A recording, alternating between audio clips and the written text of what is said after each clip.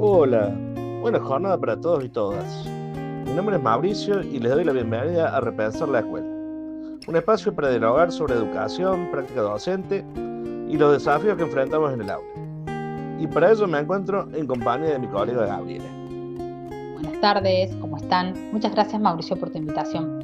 Vamos ingresando al tema que hoy nos convoca, que es el problema del currículum. Este es un tema central, debido a que afecta desde su raíz a la educación y al futuro de toda la sociedad.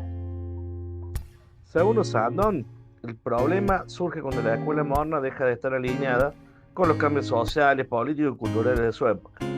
Ya no es un lugar único de transmisión del saber, porque hoy los conocimientos circulan por muchos otros lados, por internet, por redes sociales, experiencias comunitarias. Pero quisiera saber qué opinas vos, Gabriel. Y sí, ya no alcanza con transmitir el conocimiento tradicional como si fuera el único válido. Por ello, el currículum nace a la sombra de la evolución de la ciencia de la educación estadounidense para atender la educación del hombre en la era industrial. Esta disciplina surge a principios del siglo XX, alrededor de la máquina de la producción en serie, porque la implementación de un sistema educativo precisaba de una disciplina que pudiera analizar los problemas de la enseñanza desde la mirada institucional. Pensemos que en la didáctica del siglo XVII, la tarea de la enseñanza era una dimensión individual, el maestro y sus alumnos, y que solo después de la Revolución Francesa se dictan las leyes que exigen la obligatoriedad de la enseñanza primaria como una responsabilidad del Estado. Es por eso que la selección y la organización de los contenidos dejó de ser responsabilidad del docente o de las congregaciones religiosas, como lo explica Díaz Barriga. Bueno, siguiendo con Sandon, este repasa varios antecedentes históricos. Por ejemplo, el modelo tradicional de educación que enseñaba contenidos enciclopédicos, homogéneos y sin mirar al estudiante. Y después están las pedagogías críticas, como las de Paulo Freire, que rompieron con esa lógica, que dijeron, el alumno no es un recipiente vacío, la educación tiene que ser dialógica y liberadora. También menciona autores como Michael Appler, que dice que el currículo no es neutral, que lo que enseñamos en la escuela refleja relaciones de poder y decisiones ideológicas. Llegamos entonces a fines del siglo XX, donde surgen dos corrientes. Una con el pedagogo estadounidense John Dewey, con su movimiento progresista de la educación, en donde crea las escuelas laboratorios en Chicago. La otra con Franklin Covey, con su necesidad de establecer contenidos que justifiquen los temas a enseñar. Me voy a detener en Dewey porque su aporte es muy importante al tema. Él nos dice que el aprendizaje se da cuando compartimos experiencias y solo es posible en un ambiente democrático, que no hay saber inamovible, porque el conocimiento es siempre provisorio. La escuela es la única forma de vida social que funciona en un medio controlado y que es experimental. La función del docente es la de guiar a los alumnos en el proceso de aprendizaje, y solo la educación es el instrumento que permite el cambio de la sociedad. Lo prescrito no alcanza y es el docente quien adapta para que tenga sentido. Hay un desfase entre el currículo oficial y lo que realmente se enseña y se aprende en el aula. El docente debe ser un mero ejecutor del currículum prescripto. Para autores como el ya mencionado Freire, el docente es un sujeto activo, crítico y comprometido con el cambio social. Tiene el derecho y el deber de cuestionar y resignificar el currículum en función del bien común. Vemos que el desarrollo del currículum no es solo técnico, es un acto político y cultural. Eso implica que tenemos que pensar el currículum desde el contexto, desde las necesidades reales y no solo como una lista de temas para dar.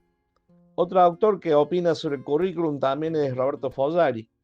Él lo considera también una construcción social influenciada por factores políticos, económicos y culturales. No lo ve como un conjunto de conocimientos objetivos y neutrales, sino una selección de contenidos que responden a intereses específicos. El currículum tiende a reproducir las desigualdades sociales existentes. Para él no solo se centraba en el currículum formal, sino también en la práctica educativa. Señalaba que la implementación del currículum en el aula, con la interacción entre docentes y estudiantes, es donde se manifiesta realmente el significado del mismo. Y la importancia de analizar los valores implícitos en el currículum, aquellos que no siempre son declarados explícitamente, pero que influyen en la formación de los estudiantes. Su análisis crítico invita a reflexionar sobre el papel del currículum, la construcción de una sociedad más justa y equitativa. Fíjate que tenemos que seguir pensando juntos cómo construir una escuela que dialogue con la realidad, que se atreva a cuestionar y que eduque para transformar. El problema curricular nos atraviesa a todos desde diferentes lugares, Es un problema complejo y multicausal. Ahora entonces, hay una desarticulación entre el currículum prescripto y el real. Lo que figura en los papeles muchas veces no coincide con lo que se puede enseñar y aprender realmente en el aula. También hay tensiones entre la tradición y el cambio. Convivimos con prácticas pedagógicas muy antiguas y otras súper innovadoras, pero que no terminan de integrarse. Y mientras tanto, el mundo sigue cambiando. Nuevas tecnologías, diversidad cultural, nuevos desafíos sociales. Todo eso exige un currículum ágil, relevante, pero no siempre lo es. Otro punto crítico, la fragmentación del conocimiento. Muchas veces enseñamos contenidos aislados, disciplina por disciplina, sin conectar saberes ni experiencias.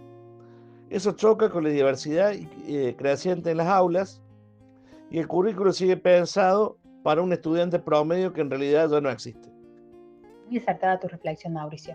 Esto nos da pie para hablar de las pruebas PISA en la Argentina, las que venimos investigando este año, porque ponen evidencia de lo que estamos hablando. Sí, la verdad es muy revelador el tema de la prueba PISA en Argentina.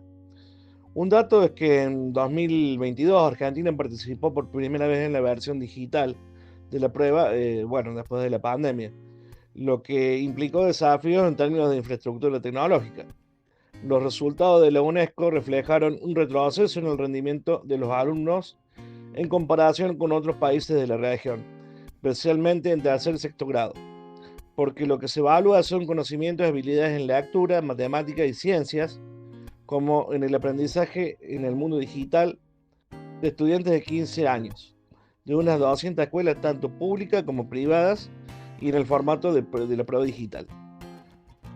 También recopila información sobre el contexto educativo y las prácticas de enseñanza. Nuestro país viene descendiendo en el ranking regional desde el año 2009. Por ejemplo, al analizar los contenidos de los diseños curriculares de diferentes jurisdicciones para los 2 años anteriores que se toman estas evaluaciones, en primer y segundo año de la escuela secundaria en la ciudad de Buenos Aires, nos encontramos con un listado de 100 títulos por año, que apenas cuenta para ser enseñado con 2 horas de cátedra por tema. Los datos que revelan estas pruebas nos muestran con transparencia la realidad de hoy en la educación. Cabe preguntarnos a quiénes afecta. Y afecta a toda la comunidad educativa, empezando por los docentes, después los estudiantes, que no se sienten representados por lo que se les enseña. También están las familias, que no participan en las decisiones curriculares, pero sienten sus consecuencias, los equipos directivos y supervisores.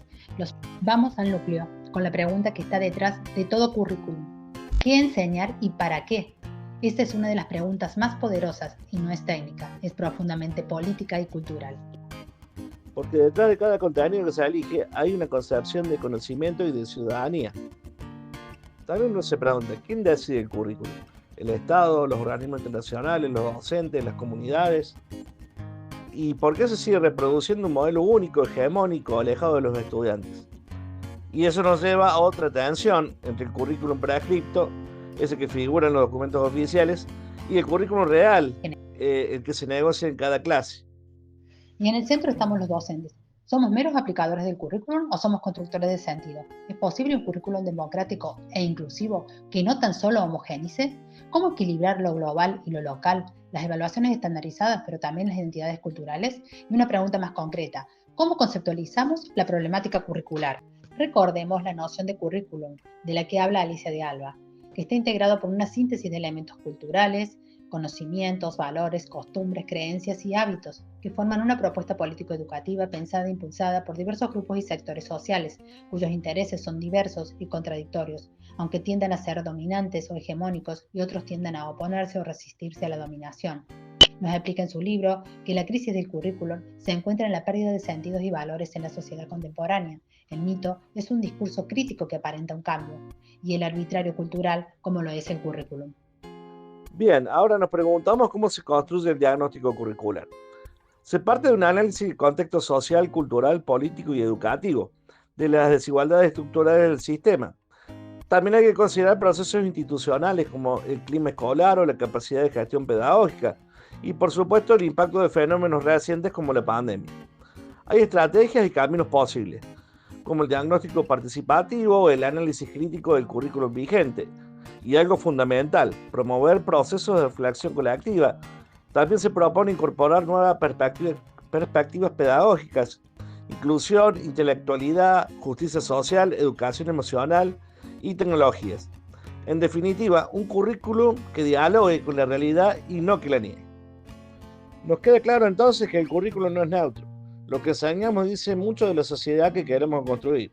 Y repensar el currículum no es solo tarea de especialistas, nos involucra a todos, docentes, estudiantes, familias, comunidades, porque el currículum se juega el presente y la construcción del futuro de todos. Muy bien, así cerramos esta primera serie de Repensar la Escuela. Esperamos que los conceptos vertidos en este nuestro espacio de discusión hayan sido una invitación a pensar, a dudar y a transformar. Hasta pronto.